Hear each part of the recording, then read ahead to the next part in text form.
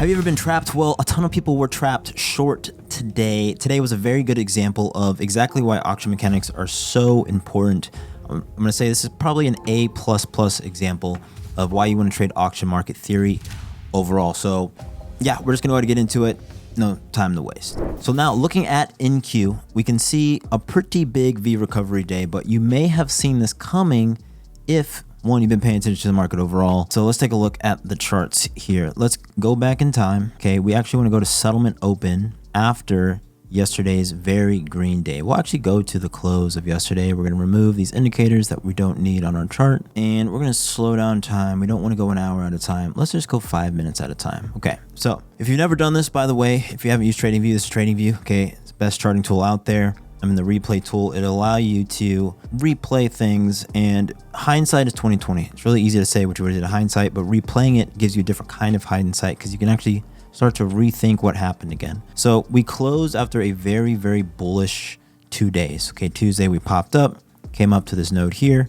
Okay, we can see there's an old stop that I was in, and immediately on the open, we start to move down. Now, overnight, I was in a short, and I was looking for this, what I call a naked POC. A naked POC is just a point of control. That's this red line from a session that hasn't been retested yet. That's important because liquidity is the most important thing in the markets, right? The market goes towards liquidity, right? From one liquidity event to another liquidity event. Now, what happens is overall, we're in a very bearish market. So let's use a word that you've probably heard before called sentiment. Okay, so the overall sentiment was bearish, right? That means people think the market's going down. So everyone is loading the boat short. Okay, then we get an event right here where we get a W pattern, or what I call a wumbo pattern. We get a wumbo pattern, W. Okay, we come back to the shoulder of this W. Okay, so people flip bias. Okay, immediately flip bias. They're thinking, all right, I'm in buy mode. Okay, they get smoked. So the market is smoking all these guys right at this shelf right here that I've already highlighted in red. Okay, these people are getting smoked. Comes down to this next liquidity down here at the naked POC. So they come down to this naked POC, and it's going to form a bear flag. Now, for all of you technical traders out there, this is going to look super duper bearish, right? And this is where the trap starts to form. Now, if you read any technical book, right, without looking at the auction itself, it's going to make you think that we're just consolidating for a move lower. But there's a lot of really important things at play here. Before I continue, I want to go to the 4 hour. And actually want to go to the daily really quickly. On the daily chart, we can see that the market has been mostly ranging. We're in a rangy market. And so even though we came down, the market previously was ranging. We got very close to this macro node lower. Okay. And so there's a few questions we want to ask ourselves. What makes sense? Does it make sense for the market to just continue to fall off a cliff forever? Does it make sense for the market to just straight V recover all the way to all-time highs, even though there's a mass amount of uncertainty? Neither of those really makes sense.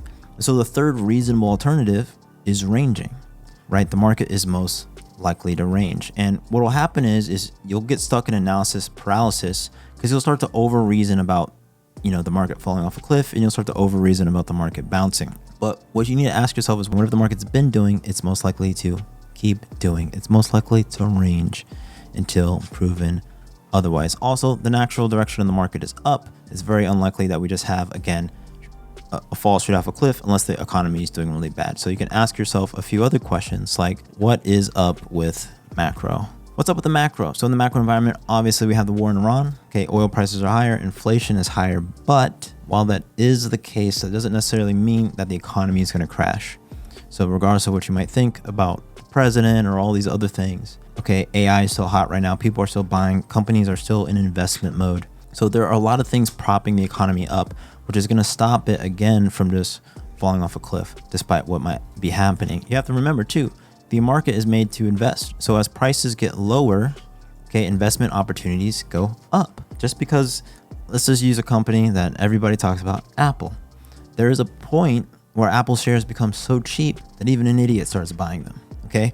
So it's unreasonable to think that the market's just going to go to zero, or there aren't going to be these significant bounces on the way down, because people are always looking for value. They always want value. And so a lot of value is generated by making things cheaper. Okay, when things are cheaper, they relatively can become more valuable. A lot of people think that value and price are together, but they're actually inverse. Price goes down, increased value. Okay, what we end up with, we go back to the 1 hour.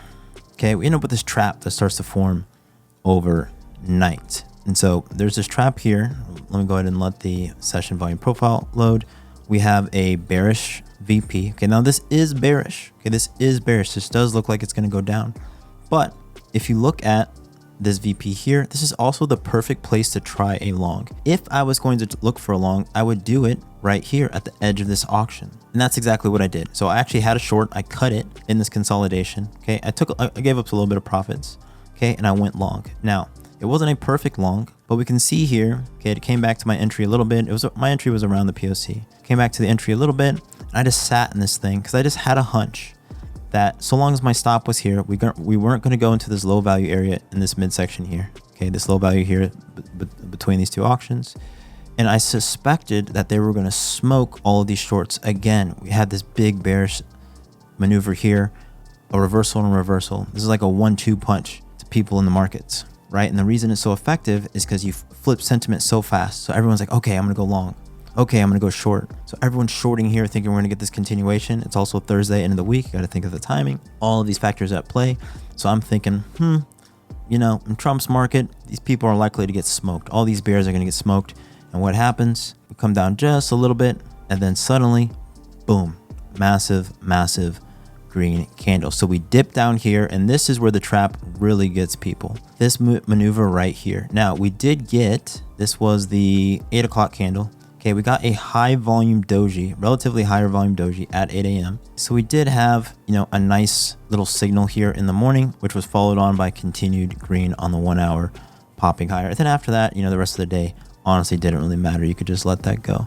But that was an extensive trap. And so really the thing that you want to look for when this happens again is a drift in a direction, and then you want to see a relatively higher volume signal candle in the middle of that price action. So we got this nice green doji. It's less volume than a 9 a.m., but that's the open. But after that, okay, this 8 a.m. candle, get this green doji, then you get the rip. Even if you take this on the close of the candle, so let's go back in time here a little bit.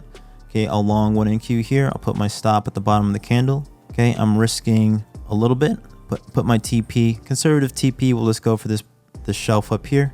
Okay, we're going for the shelf up here. Let that play out. Okay, you can see it gets close to my stop, but it never actually hits my stop. My thesis is that it's gonna immediately go my way. Okay, it doesn't immediately go my way, but within minutes it goes my way, and then we're green. And that's how you can play a trap. And the most important part of this isn't just the candlesticks or the price action. It's the fact that this formed around a node. This is really important. All of this setup, this consolidation, this bear flag formed in a node.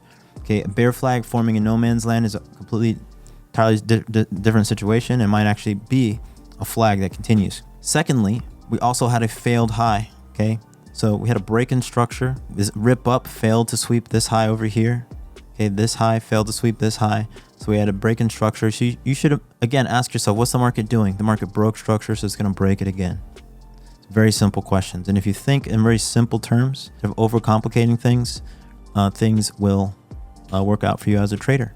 Okay, so that is it. That is the lesson on traps in the market. Go ahead and load up the VP on your own charts. If you want to do better as a trader, I got a few options for you. One, join my trading community. We've got a free channel. We also have a premium channel with a ton of amazing traders. Soul's in there. I'm in there. W Dog's in there. Alan's in there. We all live stream and talk about how to trade for real. We all trade for real too. I have a mentorship program as well. There's a link down in the description of this video. That's the first link. Go ahead and apply there for a one-on-one or group mentorship. And 3, subscribe to my channel, please. Thank you. See you in the next one. Peace.